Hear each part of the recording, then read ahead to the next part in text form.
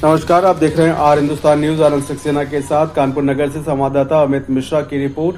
पारस health Kanpur ने cancer इलाज में बड़ी सफलता पाई है। हॉस्पिटल ने इंट्रा ऑपरेटिव रेडियोथेरेपी यानी कि IORT का इस्तेमाल कर एक दुर्लभ रेट्रोपेरिटोनियल सार्कोमा का सफल इलाज किया। इस उपलब्धि की जानकारी हॉस्पिटल में हुई प्रेस कॉन्फ्रेंस में दी गई और इसे शहर में एडवांस कैंसर इलाज की नई शुरुआत माना जा रहा है। मरीज बिटानी देवी को पेट में एक गंभीर ट्यूमर था।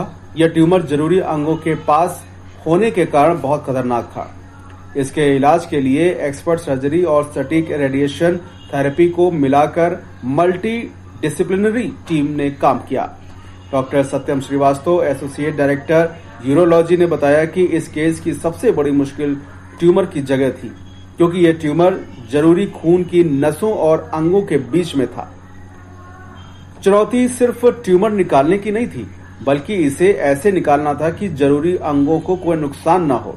सर्जरी में कई घंटे लगे और ऑपरेशन थिएटर में ऑन्कोलॉजी टीम के साथ लगातार तालमेल रखना पड़ा।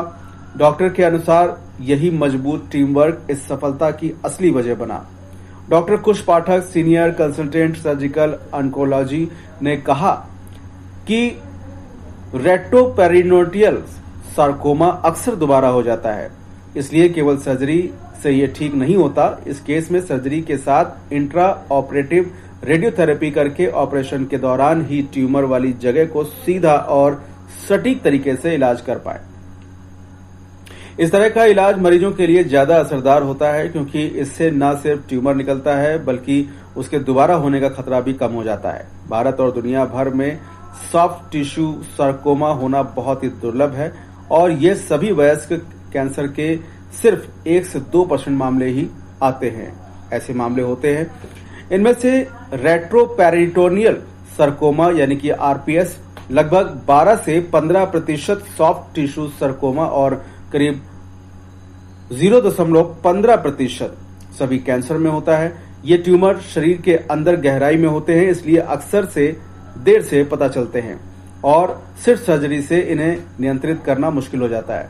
भारत में भले ही इस पर पूरी जानकारी कम है, लेकिन बड़ी आबादी के कारण यहाँ ऐसे केसों और इससे होने वाली मौतों की संख्या काफी ज्यादा है।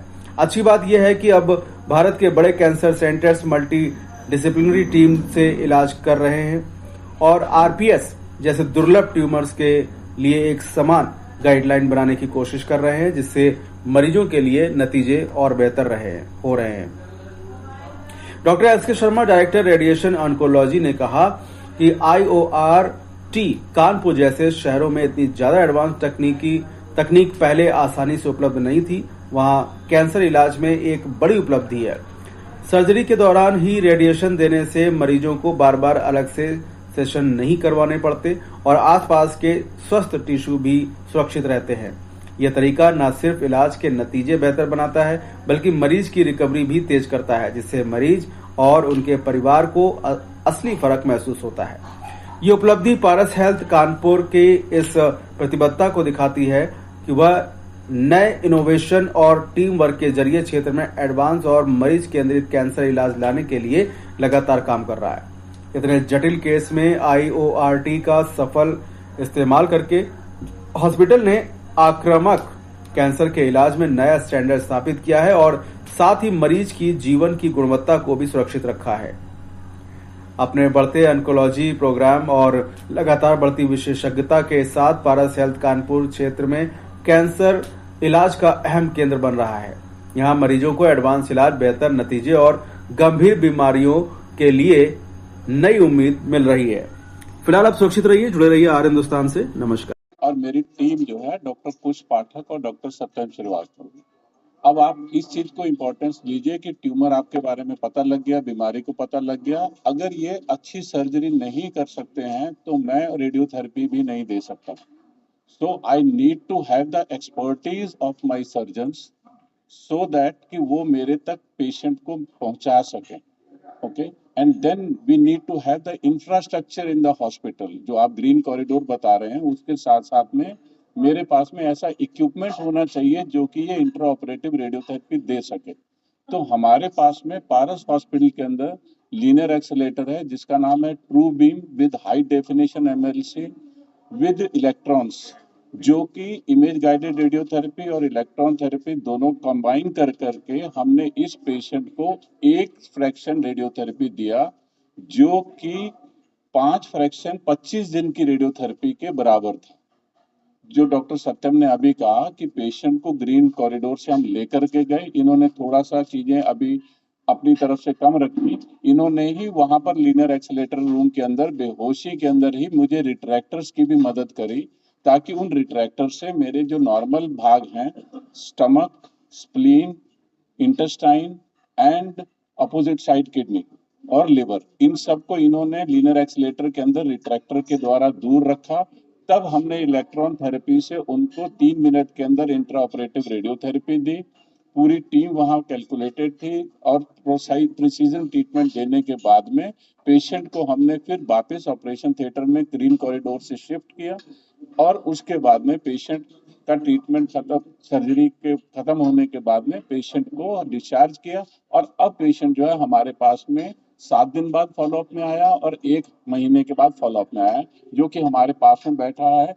और ये हमारा एंड रिजल्ट है, जिसमें कि surgery, radiotherapy, green corridor and the hospital care, पूरी नर्सिंग केयर से लेकर के ऑपरेशन थिएटर से स्टाफ से लेकर के लीनियर एक्सेलेरेटर केयर से लेकर के ये पेशेंट का एंड रिजल्ट जो है वो आपके सामने बैठा हुआ है। That is what I want to convey. Actually एक बहुत ही कॉम्प्लिकेटेड सर्जरी हम लोग ने सक्सेसफुली परफॉर्म करी, जिसके लिए आज हम लोग ने ये प्रेस कॉन्फ्रेंस या इनवाइट करी है। और जो मेजर फैक्टर इस सर्जरी में ये है कि प्रोबेबली कानपुर में और कानपुर रीजन में फर्स्ट टाइम हम लोग ने इस सर्जरी में इंट्रा ऑपरेटिव रेडियोथेरेपी यानी ऑपरेशन के दौरान ही पेशेंट को रेडियोथेरेपी देने का काम किया है। जो पेशेंट थी उनको बाएं तरफ पेट में पिछले 1-2 साल से दर्द की शिकायत थी। इस शिकायत के चलते उन्होंने हमें दिखाया और अल्ट्रासाउंड और सीटी स्कैन में हमें बाएं तरफ में रेट्रोपेरिटोनियल ट्यूमर डिटेक्ट हुआ। रेट्रोपेरिटोनियल ट्यूमर का मतलब है कि पीठ में पीछे की तरफ, आंतों के पीछे, जहां पर हमारे शरीर की सबसे मोटी धमनियां, जिसको हम लोग एओर्टा और आईवीसी कहते हैं, जिससे हमारे शरीर का सारा रक्त संचालन होता है, वो स्टे करती है। इसी एरिया में हमारी किडनीज, हमारे पैनक्रियाज और कुछ वाइटल अंग और होते हैं। ये शरीर का बहुत ही क्लोज स्पेस यानी जटिल हिस्सा है, जहां पर किसी भी प्रकार का ट्यूमर अपने आप में एक जटिल सर्जरी, एक कठिनाई पेश करता है। तो पेशेंट को लेफ्ट साइड में यानी बाएं तरफ में करीब 8 से 9 सेंटीमीटर का एक रेट्रोपेरिटोनियल ट्यूमर डिटेक्ट हुआ। Retroperitoneal tumours generally surgical tumours होते हैं, यानी ये गांठें ऐसी होती हैं जिसमें प्राइमरी सर्जरी का बहुत इंपॉर्टेंट रोल होता है। हाँ, कीमोथेरेपी और रेडियोथेरेपी का भी रोल होता है, और लेकिन ज्यादातर इन केसेस में रेडियोथेरेपी जो है वो सर्जरी के बाद दी जाती है। जब पेशेंट रिकवर कर जाते हैं, टाके कट जाते हैं, उसके महीने 1.5 महीने बाद पेशेंट को बुला के रेडियोथेरेपी दी जाती है, ताकि ऑपरेशन के बाद ट्यूमर वापस लौटने की संभावनाएं कम से कम हो जाए। तो इस सर्जरी में 3 इंपॉर्टेंट पॉइंट थे। नंबर 1, जो ट्यूमर था वो बहुत ही जटिल जगह पे लोकेटेड था, जिसकी सर्जरी अपने आप पे बहुत मुश्किल काम थी। दूसरा, इस ट्यूमर ने मरीज के बाएं तरफ के गुर्दे को भी पूरी तरीके से इन्वॉल्व कर लिया था। तो एक चैलेंज हमारे सामने ये था कि क्या हम इस ट्यूमर को निकालते हुए मरीज का बाएं तरफ का गुर्दा बचा पाएंगे कि नहीं बचा पाएंगे।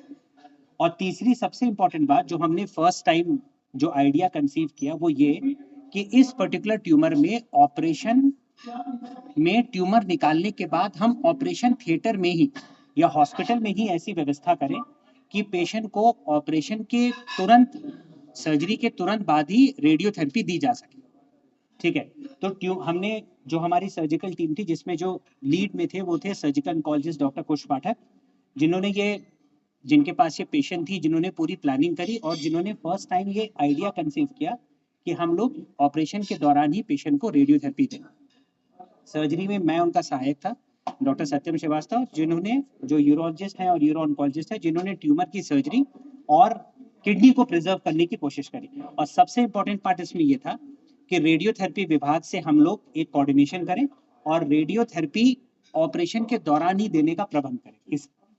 इसके लिए हमें करना क्या था कि एक ग्रीन कॉरिडोर मतलब बोलते हैं कि एक पूरा स्टेराइल कॉरिडोर जिसमें कोई इन्फेक्शन ना हो, जिसको पूरी तरीके से फ्यूमिगेट करके साफ किया जाए, पेशेंट को ऑपरेशन करके ट्यूमर निकाला जाए, उसके बाद पेशेंट को पूरा सील पैक करके ऑपरेशन थिएटर से एक फ्लोर नीचे रेडियोथेरेपी विभाग में मशीन पे लाया जाए। इस समय पेशेंट पूरा बेहोश है और वेंटिलेटर के साथ वो आ रहा है। उसके बाद रेडियोथेरेपी मशीन को और उस पूरे कक्ष को भी पूरा स्टेराइल किया जाए। पेशेंट को रेडियोथेरेपी मशीन के अंदर डाला जाए वेंटिलेटर पे, और वहां पर उसको, जहां पर हमने ऑपरेट करके ट्यूमर निकाला है, पेट के अंदर मशीन को ले जाके वहां पर उसको रेडियोथेरेपी देनी है, और उसके बाद पेशेंट को वापस हमें उसी रास्ते ऑपरेशन थिएटर में वापस लाना है, और फिर उनका एब्डोमेन यानी पेट बंद करना है और पेशेंट को सकुशल वापस ऑपरेशन थिएटर से निकालना है।